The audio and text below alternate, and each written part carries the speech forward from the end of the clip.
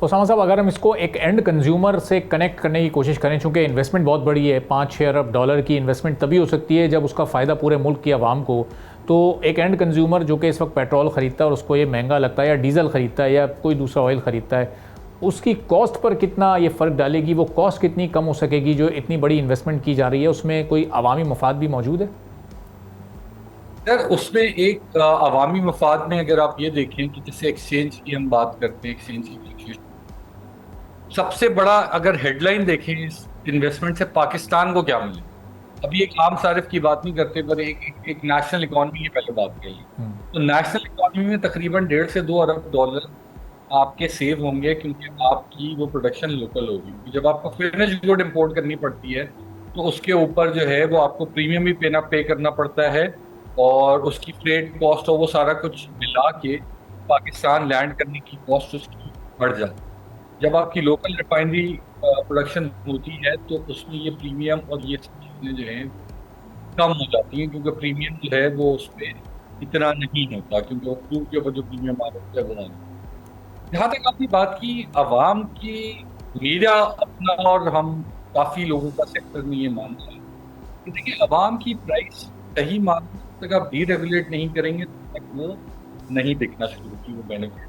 जब तक कंपनीज में आपस में कंपटीशन नहीं होगा, जैसे आपने सेलुलर सेक्टर में देखा, जब सेलफोन्स नए नए आए थे तो उनका टैरिफ रेगुलेट होता था। लेकिन किसी और भी सेक्टर मौजूद है जो डीरेगुलेट हुए तो उसके बाद उसका फायदा जो है वो तारिफ को पहुंचा। अभी भी अगर आप पेट्रोलियम प्रोडक्ट्स की बात करें तो सिर्फ गैसोलीन और डीजल जो है, पेट्रोल और डीजल कह लें आप उसको आम जुबान में, वो सिर्फ जो है वो रेगुलेटेड प्रोडक्ट है जो कंज्यूमर के पंप जो पंप पे मिलती है।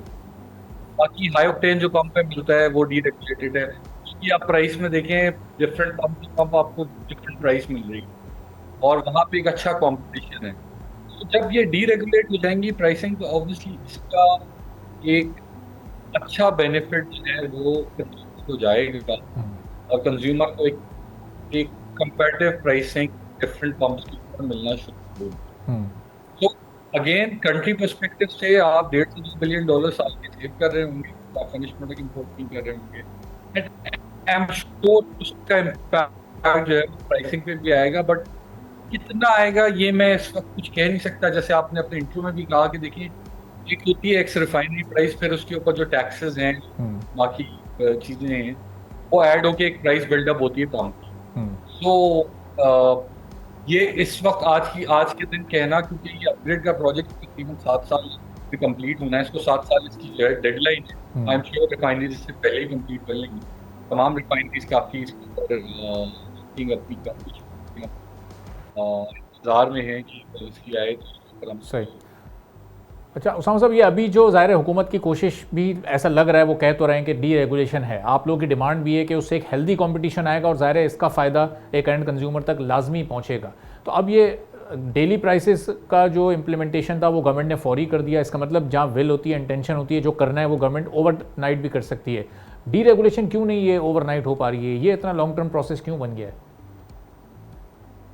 सर देखें डीरेगुलेशन, जैसे आपने पहले डेली प्राइसिंग की बात की, डेली प्राइसिंग गवर्नमेंट ने इसलिए की, गवर्नमेंट को एक चीज बड़ा क्लियरली पता चल गई थी, उन्होंने इसके ऊपर वर्किंग भी कराई थी डिफरेंट कंसल्टेंट्स को रख के, कि daily pricing with 7 day average में जो प्राइस शॉक हफ्ते के बाद आता था, वो प्राइस शॉक आना खत्म हो गया। अगर आपने देखा होगा तो डेट को 3-4 रुपए की, मैक्सिमम 5 रुपए की किसी ने एडजस्ट की है।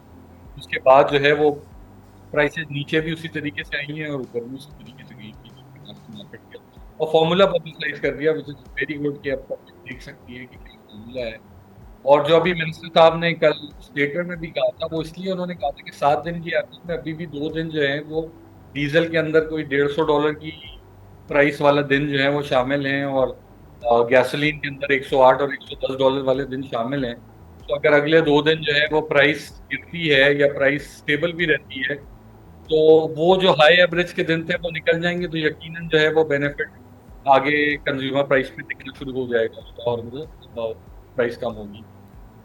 आपने डीरेगुलेशन की बात की, देखें इसके लिए गवर्नमेंट काम कर रही है, कमेटी बना दी है, कुछ लोगों के साथ होंगे उसमें, जाहिर सी बात है कि स्टेप्स उनको लेने हैं। तो मेरा उस पर पर्सपेक्टिव बड़ा क्लियर है कि गवर्नमेंट डीरेगुलेट कर भी देगी, फिर भी गवर्नमेंट का एक सर्टन लेवल की जो है वो कंट्रोल रहेगा थ्रू देयर ओन कंपनी, जिसमें 50% तकरीबन मार्केट शेयर अगर आप देखें तो ऑयल मार्केटिंग कंपनी के पास है। इसी तरीके से रिफाइनरीज में अगर आप देखें तो तकरीबन 50% का जो है वो मार्केट शेयर जो है वो रिफाइनरी जो गवर्नमेंट ओन रिफाइनरीज है उनके पास है, बल्कि 50% से थोड़ा ज्यादा ही है दोनों सेगमेंट के अंदर।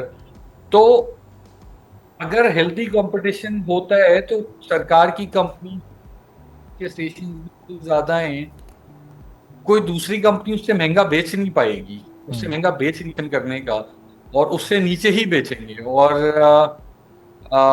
अवाम के लिए अगेन मैं कहूंगा कि तो ये कंपेरेटिव मार्केट, सही। और दुनिया में ऐसा होता है, लोग प्राइस देख के जो है वो जाते हैं, मोबाइल ऐप के ऊपर जो है वो बता रहे होते हैं कि आपके घर से कौन सी पंप के ऊपर जो है सबसे करीब तरीन जो है वो सस्ती फ्यूल अवेलेबल है, क्योंकि प्रोडक्ट तो तकरीबन एक जैसी है, सबकी प्रोडक्ट में तो फर्क नहीं होता।